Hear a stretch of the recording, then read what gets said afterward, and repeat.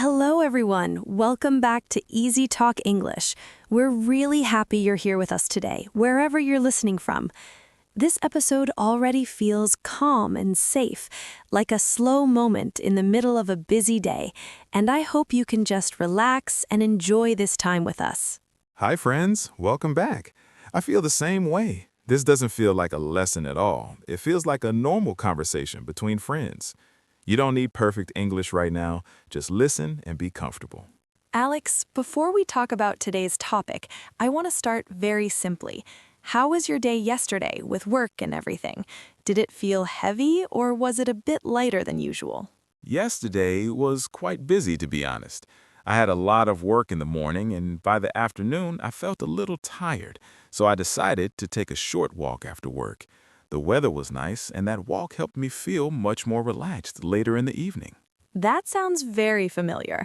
My day was calmer, but I still felt tired in the morning because I didn't sleep very well. Later in the day, the sun came out, I opened the window, and somehow I just felt happier, without a clear reason. It's interesting how that happens, right? We didn't plan to talk about emotions, but we already used words like tired, relaxed, and happy. We use these words every day without even thinking about them. Exactly. And that's something really important for everyone listening to notice. Talking about feelings is not something special or scary. It's something we already do naturally in daily life. We don't stop and think about grammar when we say how we feel. And many English learners tell us the same thing again and again. They say, I know the words, but I don't know how to talk about my feelings in English. They feel pressure to be correct or sound perfect. But the truth is, you don't need perfect English to talk about your feelings. Simple English is more than enough. Real English is about honesty, not about using difficult words or perfect sentences. So today, we're not here to study grammar rules or memorize long lists of vocabulary. We want to help you talk about real feelings in a way that feels natural and comfortable. That brings us to the main question of today's episode. How do you talk about your feelings in English naturally, without stress and without fear of making mistakes? In this episode, we'll focus on real feelings and simple English. This is the kind of English you can use at work, with friends, or even when you're alone and thinking about your day. So take a deep breath, let your shoulders relax, and remember that your feelings are already valid. English is just a tool to share them, not something to be afraid of.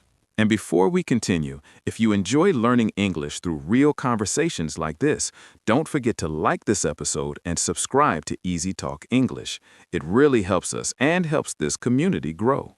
All right, let's move on and talk about feelings in a way that feels human, simple, and real. Before we talk about many different feelings, there's one small thing that makes a lot of English learners nervous. People often ask, should I say I am or I feel? And honestly, this question creates much more pressure than it needs to. Yes, I hear this question all the time. Learners worry that if they choose the wrong one, their English will sound strange or incorrect. But the truth is, most of the time, both I am and I feel are completely fine. Let's start with something very simple and safe. If you say, I am happy, that sentence is correct. If you say, I feel happy, that sentence is also correct. In real-life conversations, native speakers understand both without any problem. Exactly. And most native speakers don't stop and think about rules when they speak. They don't analyze grammar in their head. They just say what feels natural in that moment. Now, there is a small difference, but it's very gentle, not something to stress about. When we say I am, it often sounds more general or longer term, like something about who you are. For example, you might say, I am a happy person. This doesn't mean you are happy every second of the day. It just means that in general, happiness is part of your personality. On the other hand, when we use I feel, it usually sounds more like right now, this moment, today. So you might say, I feel happy today because something nice happened or because you're having a good day. That's a great example. Yesterday, I felt tired in the afternoon, but today I feel much better. That feeling can change from day to day, even from hour to hour. And this is very important to remember. You don't need to stop and decide, is this a long feeling or a short feeling? In real conversations, people don't do that. Yes, if it feels right when you say it, it usually is right. That's how English works in daily life. Feeling is more important than analysis. You can even hear native speakers mix them naturally. Someone might say, I am tired, and later say, I feel tired today. Both sound normal, friendly, and natural. And no one is judging you on which one you choose. People are listening to your meaning, not checking your grammar. So if you remember just one thing from this part, remember this. Don't let I am versus I feel stop you from speaking. Your goal is communication, not perfection. Exactly. Simple English is powerful. When you say how you feel honestly, people connect with you, even if your sentence isn't perfect. So trust yourself a little more. If the sentence feels natural to you, go ahead and say it. English is a living language, not a test. And with that relaxed mindset, talking about feelings becomes much easier and much more human. Now, let's move on and talk about some very common feelings you can start using right away. Now that we've talked about I am and I feel, let's move to the feelings you can use immediately in real life. These are the feelings you already experience every single day, even if you don't always talk about them in English. Yes, and I really like this part because these feelings are safe, simple, and very real. You don't need a big story or a dramatic moment to use them. Just daily life is enough. Let's start with the most common one, happy. You can say, I'm happy, or I feel happy, and both sound natural. For example, I feel happy after I finish all my work and finally relax in the evening. Same here. I feel happy when I meet my family or spend time with close friends. It's not a big celebration, but that warm feeling is still happiness. And that's important to remember. Happiness doesn't always mean excitement or big events. Sometimes it's just a quiet, calm feeling after a long day. Now, let's talk about the opposite feeling, sad. Sad is also very normal, even though people don't always like to talk about it. You might say, I feel sad today, and that sentence is completely okay. Yes. For example, I feel sad when I say goodbye to my family after a short visit. Nothing bad happened, but the feeling is still there. I feel sad sometimes when the weather's dark and rainy for many days. It affects my mood even if everything else in my life is fine. And that shows something important.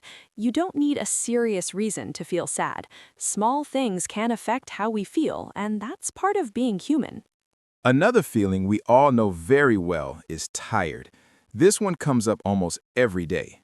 I'm tired today because I didn't sleep enough last night. I feel tired after a long workday or when I spend too much time on my phone late at night.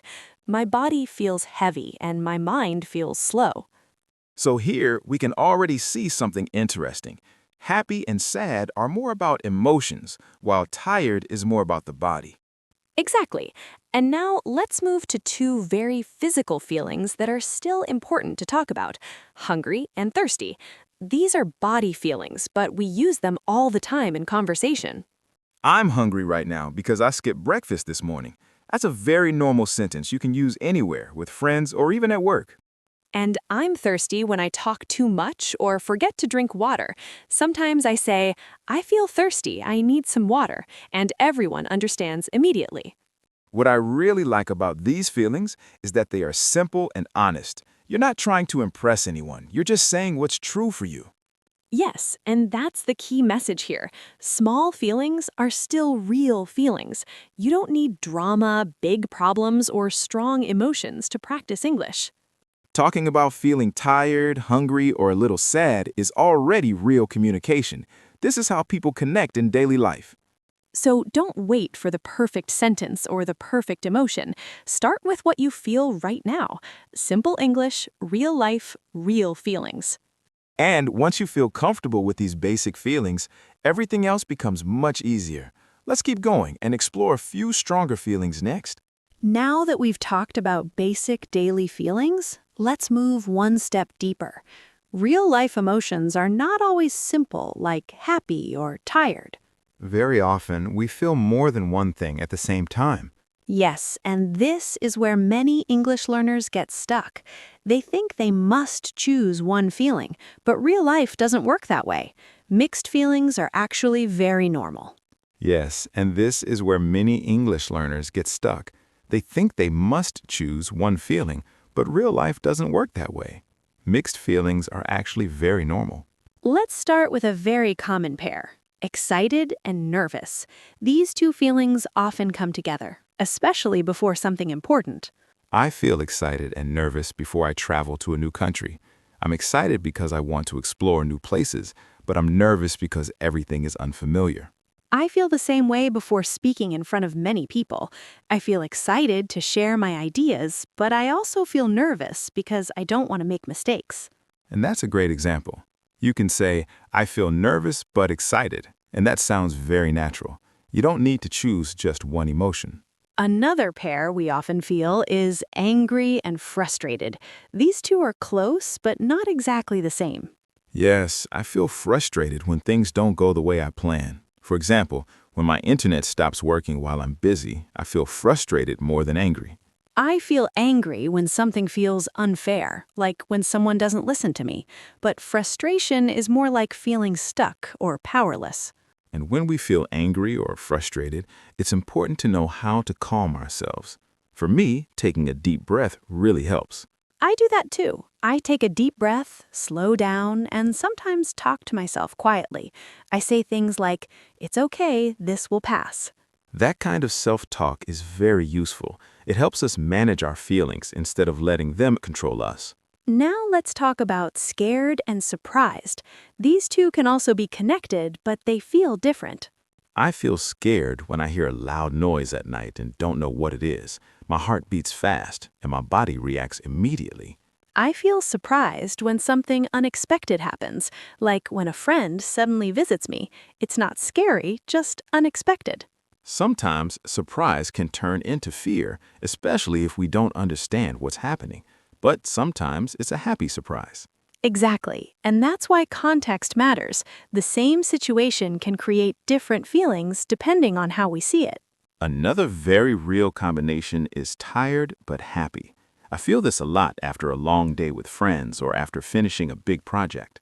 Me too. I feel tired but happy after spending the whole day with my family. My body is exhausted, but my heart feels full.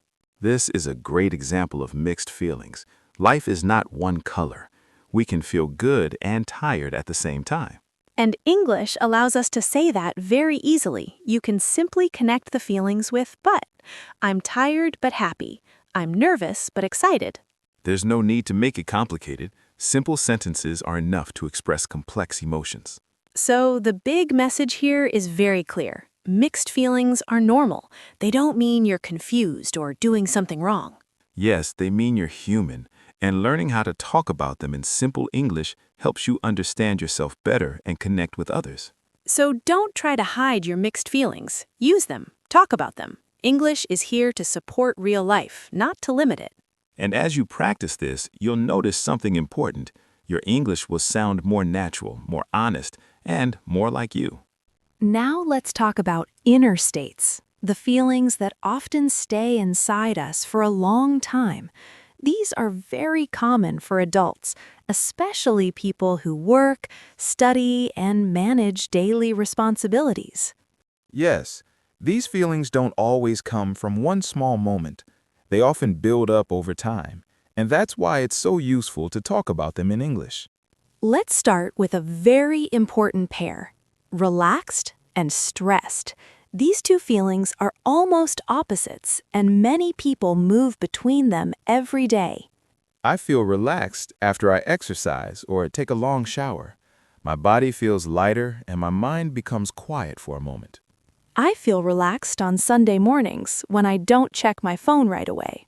I drink coffee slowly and give myself time to wake up. But during the week, I often feel stressed, especially before a deadline. I feel like there are too many things to do and not enough time. I feel stressed when I try to do many tasks at the same time. My head feels full and I can't focus well. That's why it's helpful to say these feelings out loud. When I say, I feel stressed, I understand my situation better. Another common inner state is bored. Many people think bored is not important, but it's actually very real. I feel bored when I have nothing meaningful to do. Even if I'm busy, I can still feel bored if the work doesn't interest me. I feel bored on long, rainy days when I stay inside too much. That feeling tells me I need a change. On the opposite side, we have energetic. This is a great feeling, especially in the morning or after good rest. I feel energetic after I sleep well and eat a good breakfast. I feel ready to start the day. I feel energetic when I do something I enjoy, like learning a new skill or talking with positive people. Now let's talk about exhausted, which is stronger than tired. Exhausted means very, very tired.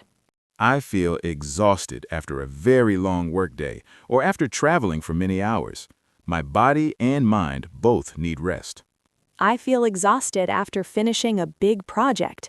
Even if I'm happy, I still need time to recover. This leads us to another important pair, proud and disappointed. These feelings are connected to results and expectations. I feel proud when I achieve something I worked hard for. It doesn't have to be big, even small progress matters. I feel proud when I keep a promise to myself, like studying English every day for a week. But sometimes things don't go as planned, and that's when we feel disappointed. I feel disappointed when I try my best but still don't get the result I hoped for. It's a quiet kind of sadness. I feel disappointed when I cancel plans I was looking forward to. It reminds me that expectations affect our emotions. Talking about these inner states helps us understand ourselves better. When we name the feeling, it becomes clearer. Yes, and English is not just a language tool. It can also be a tool for mental care and self-awareness. When you say, I feel stressed or I feel proud, you're not just practicing English, you're listening to yourself. And that's very powerful. Understanding your feelings is the first step to taking care of them. So remember, being able to talk about your inner state means you are growing, both in English and in life. Now let's move from our inner world to the people around us. Many of our feelings come from relationships and life situations, not just from inside our own heads. Yes, and this is where English becomes very useful for being kind and human. We don't need beautiful words, we just need honest ones. Let's start with a very positive feeling, happy for you. This is what we say when something good happens to someone else. When my friend gets a new job, I say, I'm happy for you. It's simple, but it shows support and care. I use it a lot too. Even if something good didn't happen to me, I can still feel happy for another person. Now let's talk about the opposite situation, when someone feels bad or sad. This is when we use sorry for you. If a friend has a hard day, I say, I'm sorry you feel that way. I'm not fixing the problem, I'm just listening. That sentence is very important. It doesn't judge and it doesn't give advice. It just shows empathy. Another common feeling is being worried about someone. This happens when we care deeply. I feel worried about my parents when they don't answer their phone. My mind starts thinking too much. I feel worried about my friends when they are stressed or sick. Worry often comes from love. Now let's talk about lonely. This is a quiet feeling that many people experience, even when they are not alone. I feel lonely when I'm in a new place and don't know anyone. Even if people are around me, I still feel disconnected. I feel lonely sometimes on weekends when everyone is busy. That feeling reminds me that connection is important. Another very common feeling is confused. This happens a lot when learning English or facing new situations. I feel confused when someone explains something too fast. My brain needs more time to understand. And it's okay to say that. Saying, I feel confused is better than pretending you understand. Now let's talk about impatient. This feeling appears when we don't like waiting. I feel impatient in long lines or slow traffic. I want things to move faster. I feel impatient when results take time, especially when I work hard and want quick progress. And finally, disappointed. This feeling comes when reality doesn't meet our expectations. I feel disappointed when plans change suddenly. I prepared my heart for something and it didn't happen. I feel disappointed when I try my best but still fail. It hurts, but it's part of life. The important thing to remember is this. When talking about feelings with other people, you don't need perfect sentences. You only need honesty. Simple phrases like, I'm happy for you, or I'm sorry you feel that way, are enough. Kind English is not about sounding smart. It's about sounding real. And when you speak with care, your English becomes a bridge, not a barrier. So now let's slow down for a moment and gently close today's conversation. We talked about many feelings, but the most important message is actually very simple. Yes, feelings are normal. All of them. Happy, tired, stressed, excited, lonely, proud. None of these feelings are wrong or strange. And another important thing is this. You don't need difficult English to talk about your feelings. Simple words are enough. We also learned that both I am and I feel are okay. You can say I am tired or I feel tired, and both sound natural in real life. English is not a test here. It's a tool to help you understand yourself and help others understand you. Before we finish, let's do a very small and gentle practice together. You don't need to be perfect, just be honest. Try this sentence with us. I feel today because. You can say it quietly in your head or out loud. For example, I feel relaxed today because I finished my work early and had some quiet time. And I feel happy today because I had a good conversation and the weather feels warm and calm. Now it's your turn. You can choose any feeling, big or small, simple or mixed. All answers are welcome. And here is our question of the day. What made you feel happy this week? It doesn't have to be something big. Maybe it was a good cup of coffee, a message from a friend, or a quiet moment alone. If you feel comfortable, write your answer in the comments. One simple sentence is more than enough. When you write, you're not just practicing English, you're also sharing a small part of your life with our community. And if today's conversation felt familiar, or if you saw yourself in these feelings, please give this episode a like. And if you want to keep learning English in a calm, real, and human way, don't forget to subscribe to EasyTalk English. We're here to learn together, slowly and kindly, without pressure. Remember this one thing before you go. English is not about perfect grammar. It's about real life, real feelings, and real connection. Thank you for spending this time with us today. Take care of yourself, and we'll see you in the next episode.